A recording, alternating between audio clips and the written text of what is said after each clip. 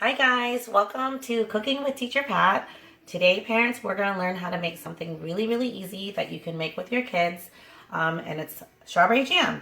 And all you need is 3 ingredients. Can you believe it? 3. And you can read all of them. It's strawberries, lemon, and sugar. So we're going to talk about the things that we need today, guys. The first of all, I have a pound of strawberries here. You can use fresh or frozen. I just happen to have frozen ones in my freezer, so that's what I'm going to use today. You're going to want to cut the tops off and cut them into smaller chunks like this, okay? And the next thing you want is 3/4 cups of white granulated sugar. I know it seems like a lot of sugar, but you do need that much in order for it to have that jam-like consistency. And the third thing, which is the most important, is you need 2 tablespoons of lemon juice, which is about 1 medium-sized lemon. I found that after you juice it in a juicer like so, all you would have to do is pour it into your tablespoon measuring spoon, and that way you can make sure that you have just enough. And the lemon juice is really important because this is a natural pectin, and what pectin does is it helps your jam to set up. Lemon juice also helps prevent the growth of bacteria, which is really important for your jam because you're going to have it in there. Well, I don't know how long it might last in your fridge, but it can last up to 10 days in your refrigerator. So it's good to have that lemon juice in there. And the last item you need is a medium-sized pot, somewhat of a heavier bottom. You don't want something too light because you will be boiling this until it becomes really frothy, which you'll see later. So let's start cooking. So I have my kitchen assistant today. This is my son, Austin. For those of you who don't know, say hi, Austin. Hi, Austin. And here, parents, is where you can have your kids help. Before you turn the stove on, you can have them help you put all the ingredients into the pot. So the first thing we're going to do, Austin, can you help Mommy put the strawberries in the pot? Put it all in there. Okay.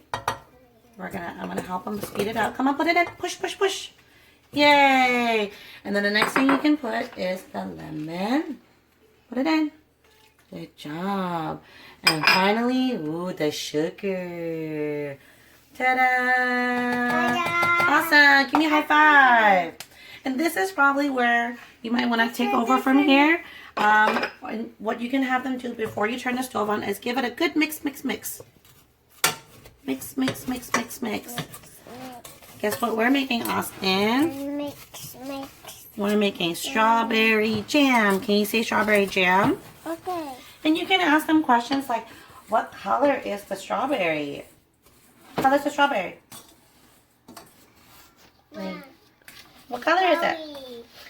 I think he's too busy cooking. So you can ask them simple questions like, what color is it? What shape is it? And then, they're learning at the same time. So anyways, all right, Austin, thank you so much for your help. We'll see you a little later.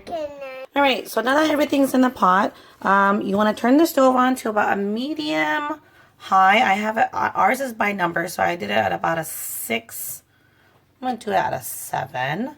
And then you want it to come to a boil. All right, guys, so it's been about 2 minutes. As you can see, it's already starting to warm up and it's getting really soupy. Don't worry, it's going to look like this because strawberries naturally have a lot of water in it. So what you want to do is you want to continue stirring it. It's really important to keep stirring it. You don't want it to stick to the bottom.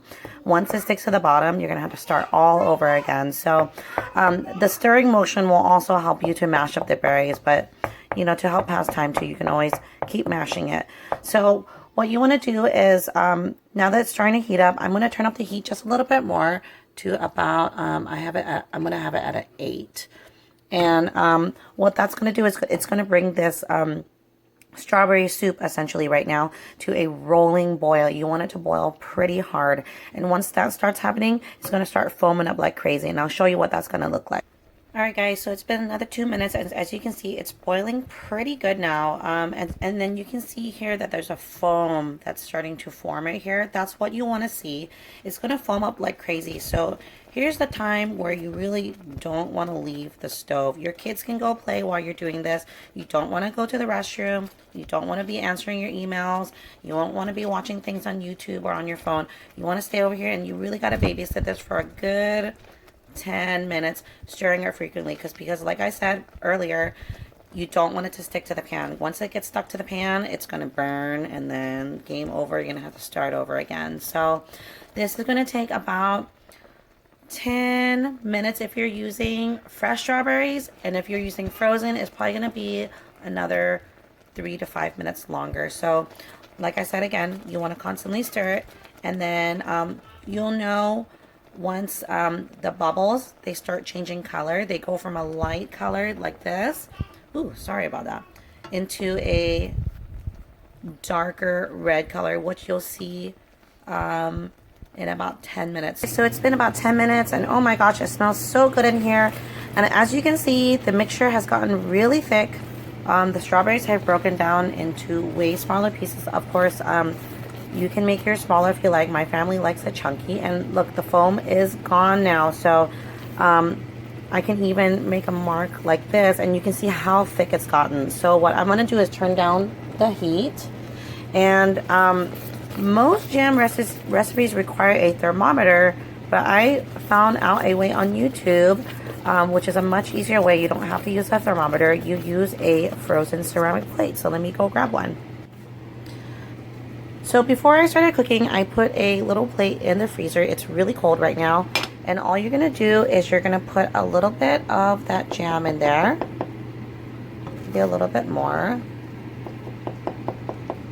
And you're going to spread it out a little bit. And then what you're going to do is you are going to run your finger down the middle. If the jam comes back together, that means it's still too wet, and then you're going to have to cook it a little bit longer. So in the meantime, I actually took this off the fire. I don't want it to keep cooking anymore. I'm going to run my finger, and voila. See, look how it stayed apart. That means it is ready. So now the next step is to put it in a jar and let it cool down.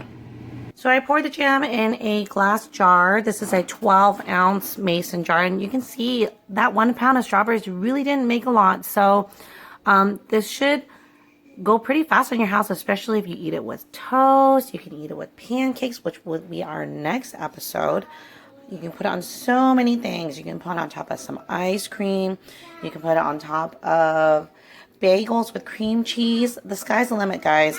And the good thing about this jam also is that it freezes really, really well. So what I find very useful, if your family doesn't eat jam very often, you can pour your jam into an ice cube tray like this and freeze it. And then after it's frozen, you pop it out and stick it in a Ziploc bag. It'll last in the freezer for months, guys. Anytime you want that jam, you just take a cube out and put it on a plate and let it defrost, and you're good to go. So anyways, we're going to wait for it to cool down. We're going to try it out. So as you can see, it's gotten really thick, and look, strawberry jam, y'all. I decided to make 2 little testers, peanut butter and jelly for me, and Austin's allergic to nuts, so he can't have that. So instead of that, I made him a strawberry and cream cheese sandwich. So guys, this is a really, really easy recipe. Seriously, it literally took like 20 minutes from start to finish, and you got fresh jam for you and your family to enjoy, and you can use it for anything. So please let me know what you think. If you tried it, take pictures, email it to Teacher Jamie and I, and let me know how you liked it. Enjoy!